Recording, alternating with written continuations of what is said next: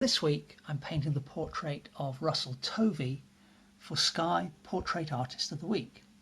Now you can see that what I've done here is on top of my mixed media paper I've put down a base colour, kind of a light skin tone, and I mixed that up with fluorescent paints, so cadmium red, yellow and blue, mostly yellow and then a lot of titanium white. And then what I've done is a freehand sketch in the purple watercolour marker. You can see I've been quite loose about this, so no grid, just working reasonably quickly but fairly carefully. And then what I've done is go back over that original sketch with a mid-blue marker. And to be honest, I'm still not 100% happy with the proportions that I've got here, but I'm going to try and correct things as I go with the actual painting. Having used conventional acrylics for the base, I'm now using interactive acrylics. So I've got titanium white, cadmium yellow, alizarin crimson, French ultramarine blue, and then up in the corner here we've got some burnt umber. So I'm going to begin by grabbing a little bit of the cadmium yellow light with my 1-inch flat brush and a touch of the alizarin crimson, so I'm just putting a little bit on the corner of the brush there.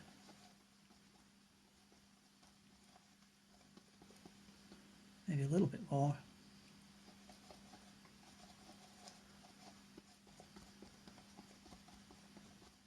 And I'm going to add just a little, small amount, perhaps a bit too much there. I seem to do that almost every week.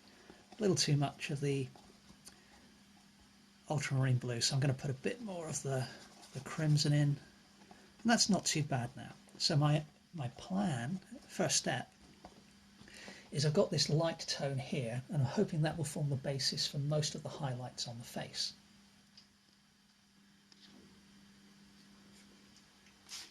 So I'm spraying the surface of the painting with water.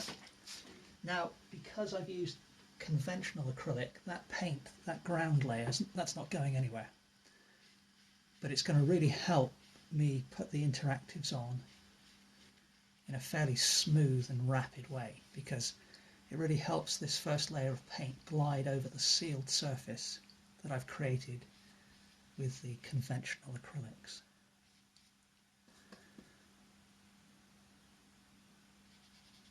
So at this stage, despite my misgivings about my drawing that I mentioned earlier, at the moment I'm kind of trusting the drawing, and I'm just looking at the largest shapes. I'm kind of squinting at my reference. What I'm doing is trying to mimic those shadow shapes that I see on different parts of the face, and I'm not being overly concerned about whether I'm painting an ear or a cheek, or the jaw or whatever it is. Really all I'm doing is trying to copy that two-dimensional pattern of light and dark, and by looking at things in that kind of abstract way, then what will happen automatically, I hope, is we'll start to create the illusion of 3 dimensions on the page here.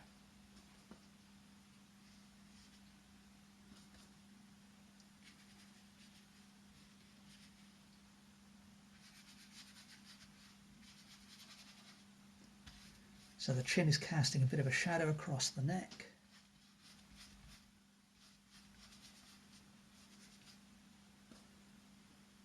And then there's a little bit of shadow in under the eye on our left. The eyebrows are obviously darker than the surroundings, so for now, I can pretty much ignore the actual colour and just work tonally.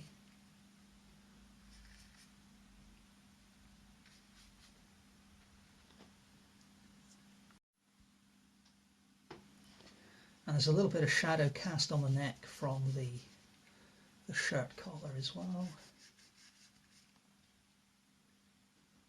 There's a little coming down here on the left side of the face. I think that's mostly where the stubble is kind of scattering the light. And so for a first pass, that's not too bad. But next up, what we'll do is I'll take the same colour and just grab a bit of titanium white and mix that into the colour I already had mixed up.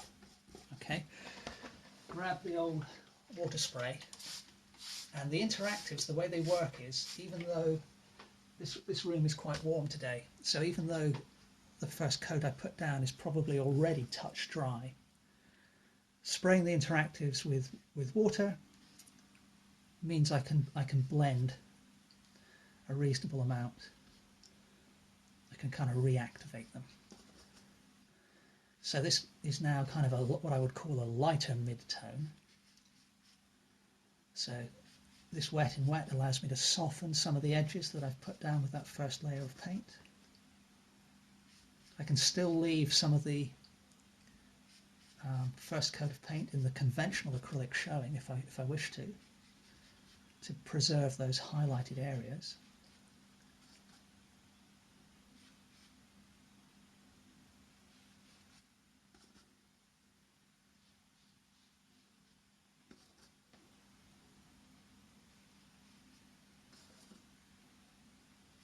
So I'm filling in blocks of the face which aren't full-on highlights.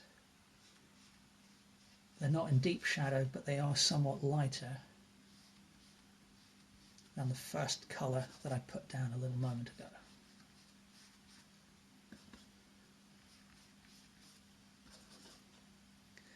So, you know, the image we had a moment ago, it was very kind of digital. It was light or dark. Now we're kind of beginning to add a little bit of subtlety to things. Things are still fairly crude.